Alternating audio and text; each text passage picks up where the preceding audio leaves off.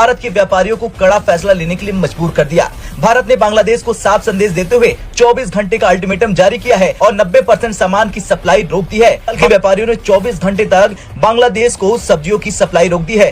व्यापारियों ने चेतावनी दी है कि अगर हालात नहीं सुधरे, प्याज, आलू और अन्य जरूरी सब्जियों की सप्लाई रोक दी जाएगी। अगर इन्फ्लेशन बढ़ता है और भारत इसी तरह एक के बाद एक प्रोडक्ट को बैन करता है तो फिर ये कहाँ स्टैंड, क्योंकि म्यांमार से तो बांग्लादेश की तो पहले ही नहीं बन रही है और तीनों तरफ से इंडिया प्रोटेक्ट करता है बांग्लादेश को। तो ये इन्फ्लेशन रेट जो इस वक्त बांग्लादेश के अंदर हाई और जो भुखमरी है, जो लोगों के अंदर गरीबी फैल रही है, गुर्बत फैल रही है, इवन तो वो तो स्मगलिंग तक को रेडी हो चुके हैं इंडियन बॉर्डर पे। तो लग ये रहा है कि वन वे और the other situation is not normal, situation is delicate, politically चीजें अनस्टेबल हैं।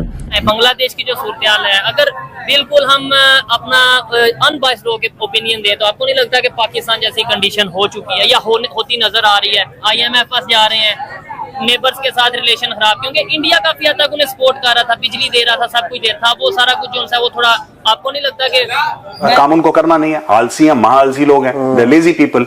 Bangladesh they don't want to work, protesting is easy. घर से खाना वाना खाया, झंडा लेके पहुंच गए, शाम को आ गए, फिर खाना खा के सो गए, अगले दिन झंडा लेके, बिकॉज माइंडसेट है, they don't want to work ना। अगर बांग्लादेश पाकिस्तान 2.0 जिहादिस्तान बनने की कोशिश कर रहा है तो हमारी जिम्मेदारी सिर्फ इतनी है कि 7.3% हिंदुओं को हमको सेव करना है। बाकी ये जितने भी उम्मा वाले हैं और ये जितने भी जज्बे की कौम है, ये भूख मरे, ये कोठे पे अपनी बेटियों को बैठा दे, ये बेच दे शेखों को अपनी बेटियां, वी डोंट केयर। हो गया पड़ोसी मुल्क उसको आटा भेजना है, उसको चावल भेजना है, उसको तात की साड़ी भेजनी है, उसको पैसे से मदद करना है, उसको आलू भेजना है, उसको बिजली भेजना है।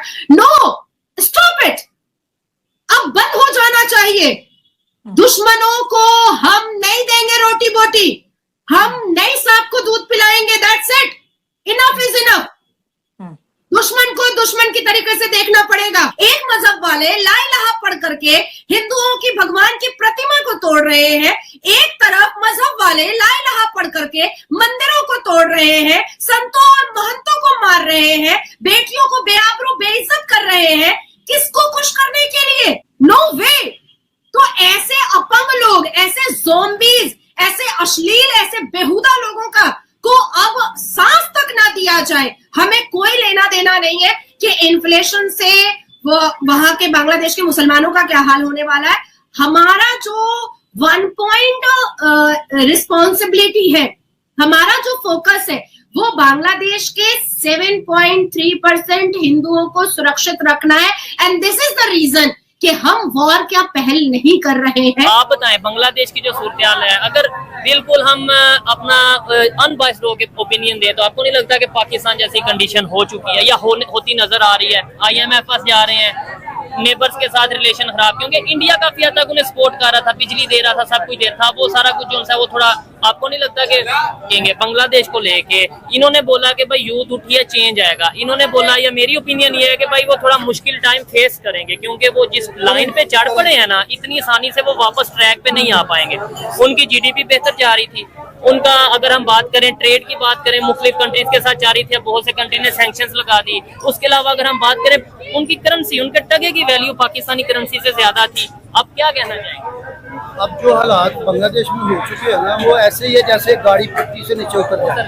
अब उसको पटरी पे चढ़ाने के लिए उनको टाइम लगा। ठीक है। और दूसरी बात ये है कि ये जो है ना, ये जो सारे सूरत हाल बनाई गई है, ठीक है, जिन्होंने बनाई है, क्या आपको क्या ख्याल है कि वो इतनी जल्दी उसको पटरी पे चढ़ने देंगे? ऐसा नहीं। बांग्लादेश की बात, वहाँ पे जो कुछ लोगों को या हमारे मीडिया पे चलाया गया कि भाई इनकलाब आ गया, इनकलाब आ गया। अब वो इनकलाब उन्हें उनके गले में पड़ता नजर आ रहा है, उनके लिए मुश्किलात नजर आ रही हैं, बिजली उनके वहाँ पे शॉर्ट होती नजर आ रही है, पेट्रोल वहाँ पे शॉर्ट होता नजर आ रहा है, रशिया हो गया, इंडिया हो गया, वो लोग अपने पैसों की डिमांड कर रहे हैं। अपने बॉर्डर की सुरक्षा नहीं कर सकते, उसको प्रोटेक्ट नहीं कर सकते, तो वो इंडिया को लेने की बात करते हैं। और इसके साथ साथ जो इस वक्त बांग्लादेश के अंदर जो इन्फ्लेशन है, सेम वही सिचुएशन है जब हमने इंडिया के साथ ट्रेड सस्पेंड किया था, तो हमारे यहाँ जो टमाटर थे वो 700 800 और प्याज के भी रेट इतने ज्यादा बढ़ गए थे।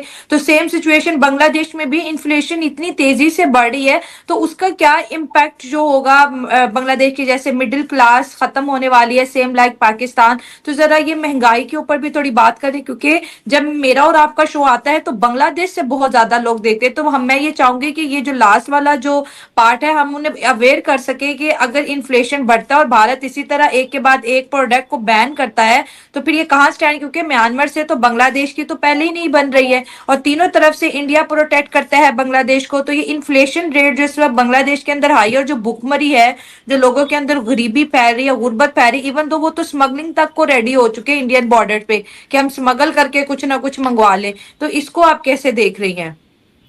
सबसे पहले तो मैं आपको ये बता दूं कि आप जब रोड पर जाती हैं रिएक्शंस लेने के लिए, तो बहुत पतला दुबला सा कोई आदमी आता है मुसलमान और कहता है कि अगर भारत हमारे ऊपर वॉर करेगा तो हम ला इलाहा इल्लल्लाह मुहम्मद रसूलुल्लाह पढ़ करके सारे आर्मी को खत्म कर देंगे। तो ये जो एक इल्यूजन है ना मुसलमानों के दिमाग में, ये जो एक फैब्रिकेट स्टोरी है कि हम ला इलाहा पढ़ेंगे और हम सारे हिंदुओं को मार डालेंगे, ये स्टोरी से पहले बाहर निकलना पड़ेगा मुसलमानों को। सबसे पहले की वॉर है, यस एग्री। देखो दुनिया टेक्निकल हो चुकी है, हमारा टेक्नोलॉजी पे काम करते हैं। आज मैं पाकिस्तान से बैठ करके अगर कन्फ्रंटेशन कर रही हूँ, इंटरव्यू कर रही हूँ, ला इलाहा पढ़ने से हम नहीं कर पा रहे, नहीं कर पा रहे। अभी मैंने फोन उठाया, ला इलाहा ला इलाहा ला इलाहा, कुछ नहीं हो रहा, कुछ नहीं हो रहा। हम इसको ऑन करेंगे तो काम होगा। जी जी बिल्कुल।